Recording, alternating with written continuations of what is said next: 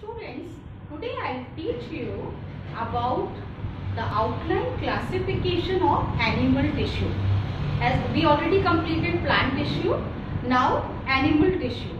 So see the outline classification of animal tissue.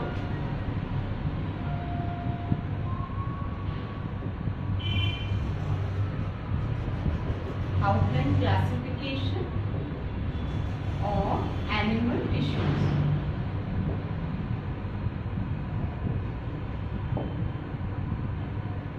Now, actually animal tissues are divided into 4 types. First is epithelium tissue.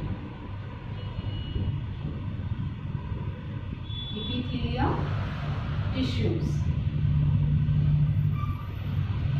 Then second is muscular tissue.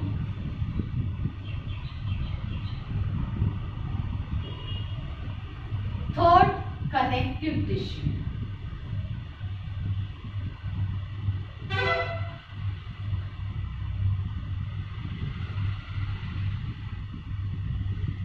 And last one is nervous tissue.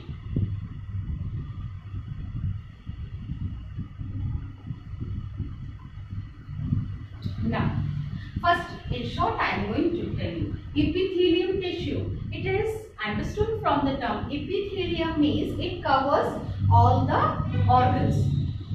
Means we can call it as a covering tissue also. That means it provides protection. So epithelium tissue, epi means upper, thelium means a very thin layer. So this tissue found as a covering of different organs in the body.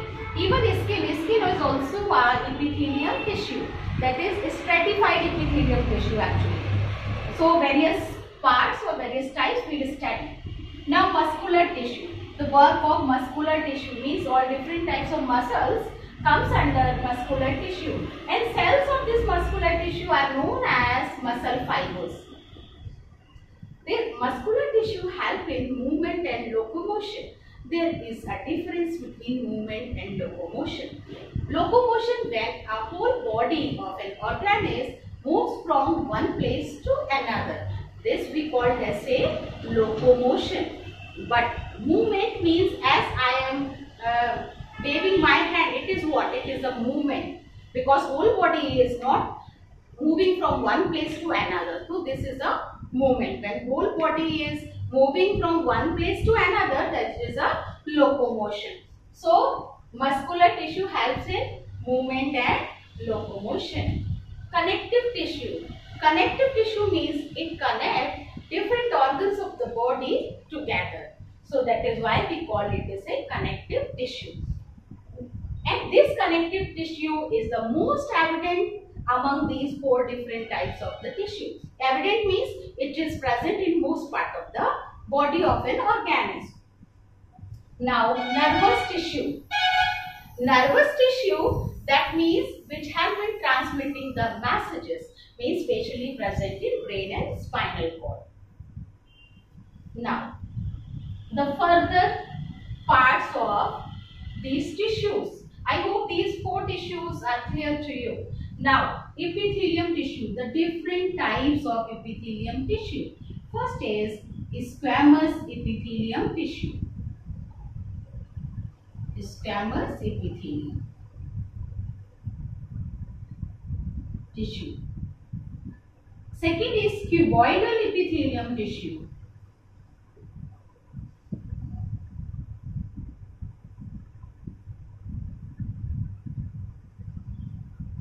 Third is columnar epithelium tissue.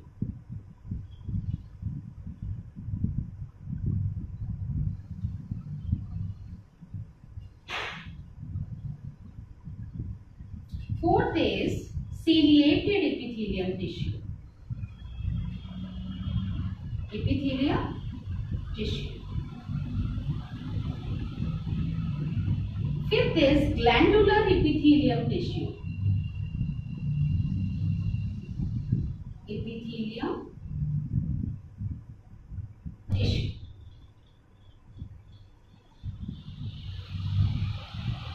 Then sixth one is stratified epithelium tissue. Stratified.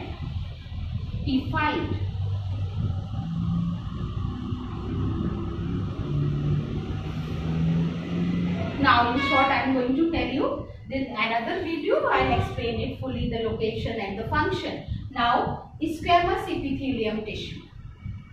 Squamous epithelium, generally it is present as a covering inside our mouth, the cheeks. Soft layer is there in the cheeks, that is squamous epithelium tissue. And actually this epithelium tissue, the different cells are closely attached to each other. And one more thing, in all the different types of epithelium tissue, they actually lie on the basement membrane. This is known as basement membrane.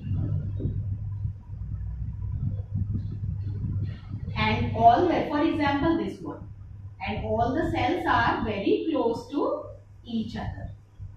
Squamous epithelium is also known as pavement epithelium. Pavement is a footpath. So as footpath, different types of we can say stones are placed. Similarly, squamous epithelium are there, which are closely fitted to each other. But in each type of epithelium tissue, all lie on the basement membrane. This is the basement membrane. Cuboidal, cube-like cells are there. This is known as cuboidal epithelium. Columnar, long elongated cells are there. This is known as columnar epithelium tissue. Ciliated means whenever either cuboidal cells are there or columnar cells are. For example, long, these are the columnar cells. They are having elongated nucleus also. So, if they are having finger-like projections on the top or free surface of their cells, this is known as ciliated. Means we can say ciliated when cilia is present either on columnar cells or cuboidal cells. Means either cube-like cells or elongated cells, if they are having cilia, then this is known as ciliated epithelium. And you know that what is the work of the cilia? It increases the absorption area. Now glandular epithelium. When a particular type of cells, they modify to secrete something, means they behave as a gland. We know that what is gland? It is that part which secretes something. So when cells are modified to secrete something, this is known as glandular epithelium tissue. Stratified tissue. Stratified means which are having different types of cells. They are having different layers of cell. This is known as stratified epithelium tissue, and details in another video we will discuss. Now come to the types of muscular tissue. Muscular tissue is of three types. So muscular tissue is of three types: striated, unstriated, and cardiac. And third one is cardiac. Striated means the muscular tissue which are having striations. Striations is what?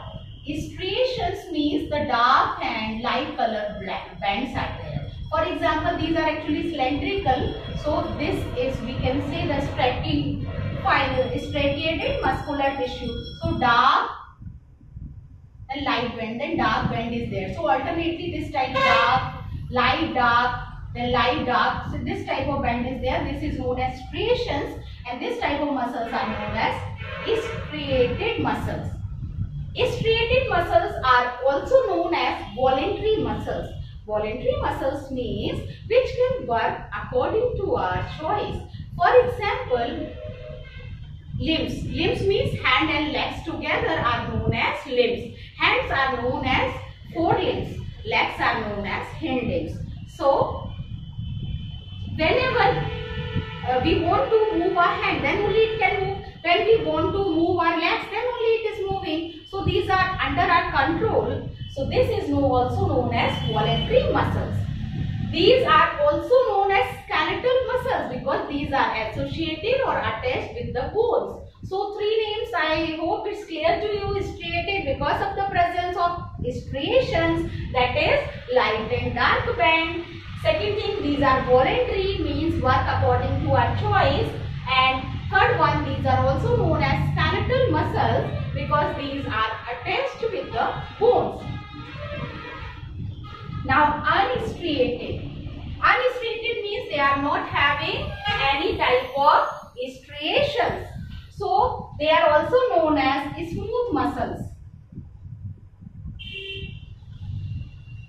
They are involuntary because such type of muscles are found in internal organs like stomach, liver, or we can say large intestine, small intestine. So the muscles which are not in our control are known as the involuntary muscles. So we can call it unstriated because these are not having any type of striations.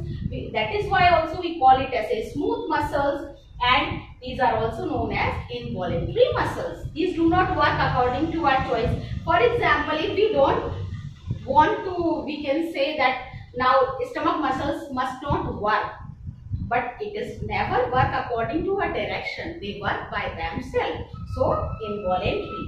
Third is cardiac. Very specialized types of muscles present in heart, and they never get tired.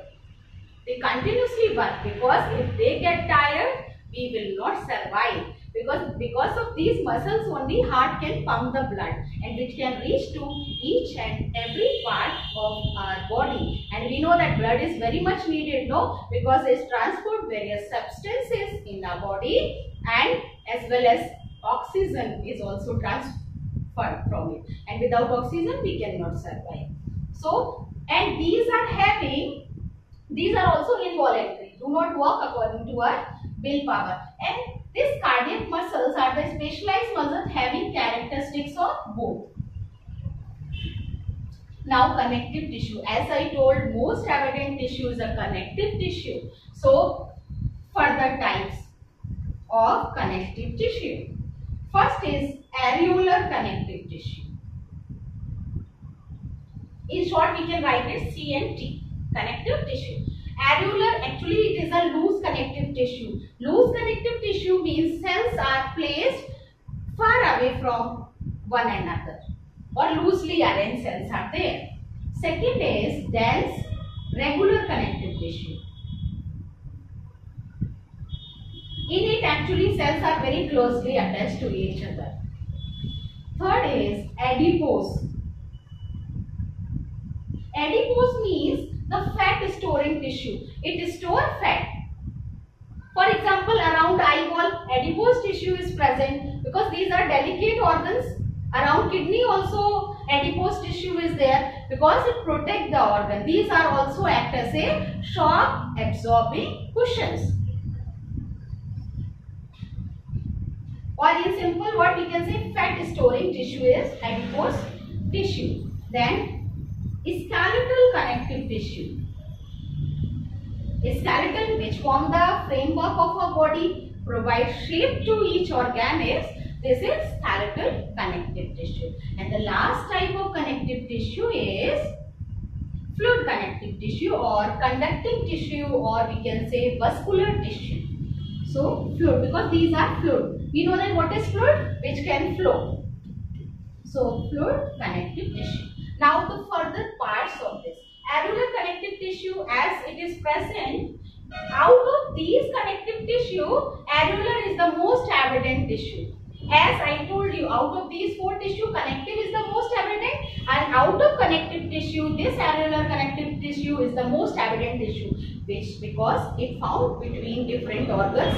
And second thing, it also attaches muscles to the skin. That is why it is present in almost all parts of the body.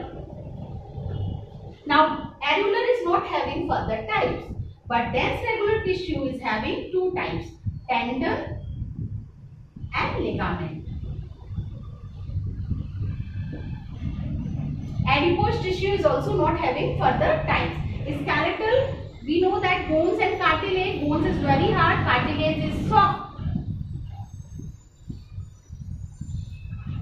Numerous bones are present in the body. Cartilage, we can say tip of the nose, external layer, all are made up of cartilage. Actually, cartilage cells are little bit loosely packed, so they are having elasticity.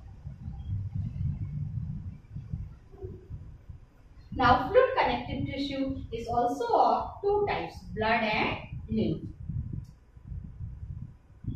We know about blood, lymph. Actually, lymph is a colorless fluid. Whenever blood circulates throughout our body, at that time through the capillaries, some substances comes out except RBC, means WBC is there, we can say hormones are there, proteins are there, but RBC is not there. That is why it is colorless and it produces antibodies. So in another video, we will discuss about the details, the location and function.